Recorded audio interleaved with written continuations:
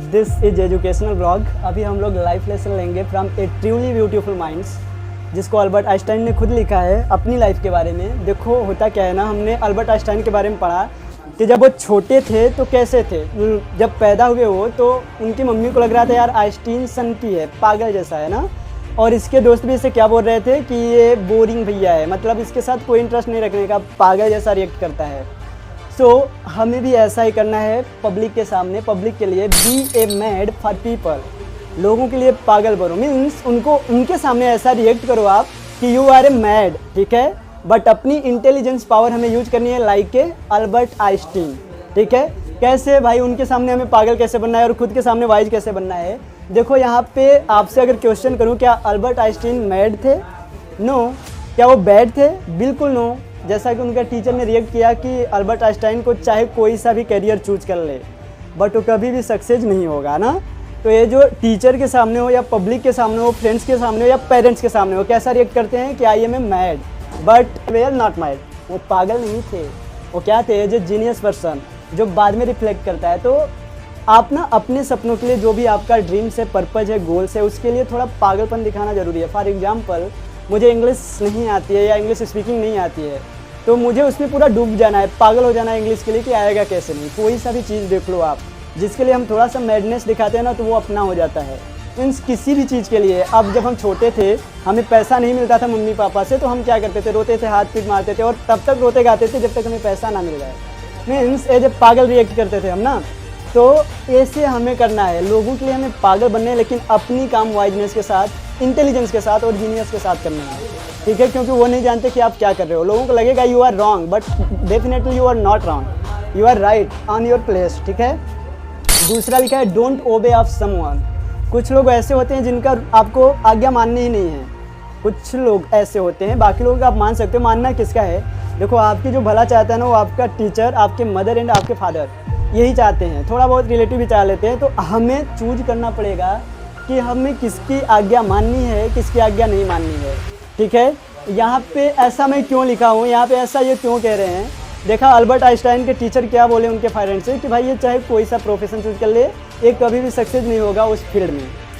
But Albert Einstein ने उसकी बात को नहीं मानी, उस टीचर की बात को नहीं माना जो ऐसा कह रहा था अबाउट अल्बर्ट आइंस्टाइन।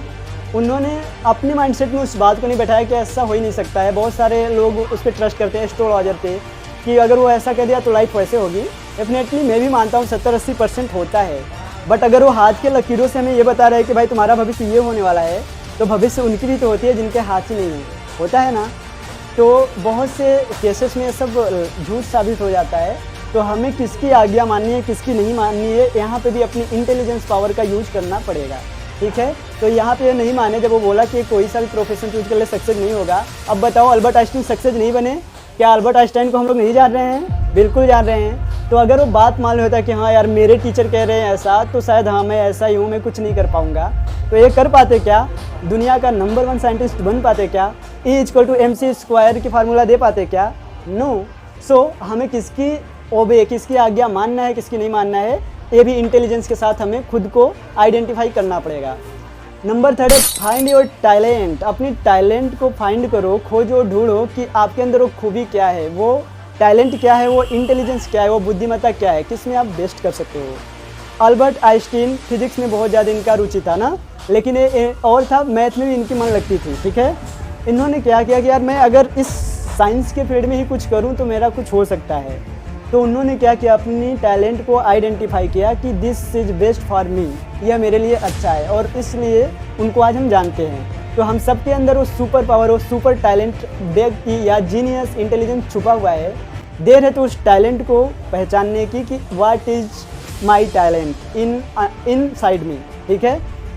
नंबर 4 है restart your life. This is my favourite and one of the best. इन तीनों पॉइंट, इन चारों पॉइंट में से क्या लिखा है? Restart your life. आपने देखा जब ये शादी करते हैं मिलेवा से, मिलेवा इनको बहुत पसंद होती है ना, शादी हो जाता है, मम्मी के मना करने पे भी ये कर लेते हैं और बच्चे भी हो जाते हैं। लेकिन कुछ टाइम बाद शादी के क्या होता है, इनको बहुत प्रॉब्लम फेस करनी पड़ती है ना, इन दोनों में फाइट होने लगता है, क्योंकि दोनों इंटेलिजेंट लोग होते हैं। और इस लड़ाई के बाद अब क्या होता है, वो लोगों का डिवोर्स हो जाता है एक दूसरे से। अब यहाँ पे चाहे तो अल्बर्ट आइंस्टाइन टूट सकते थे, है कि नहीं, क्योंकि इनकी वाइफ चली गई है, अब दे हैव नो वाइफ, उनकी वाइफ नहीं उनके पास। तो यहाँ पे क्या होता है, रीस्टार्ट योर लाइफ कहने का मतलब ये है कि वो दुखी नहीं हुए। मतलब इस सिचुएशन में क्या होता है, कुछ लोग खुद टूट जाते हैं और कुछ लोग रिकॉर्ड तोड़ते हैं, लाइक अल्बर्ट आइंस्टीन। इन्होंने क्या किया, खुद टूटे या रिकॉर्ड तोड़े, उसी के बाद से रिकॉर्ड तोड़ना चालू कर दिया ना। उन्होंने क्या किया, अपनी लाइफ को रीस्टार्ट किया, वहीं से अपनी जर्नी को चालू कर दी कि जो हुआ सो हुआ, पीछे जितना भी बैडनेस हुआ, ख़राब हुआ, नो प्रॉब्लम, बट अब हमें रीस्टार्ट करना है लाइफ को। अब से क्या, ठीक है। अब हम भी ऐसे करते हैं, जब हमारा मोबाइल फ़ोन काम नहीं करता तो हम भी तो वही करते हैं ना, रीस्टार्ट।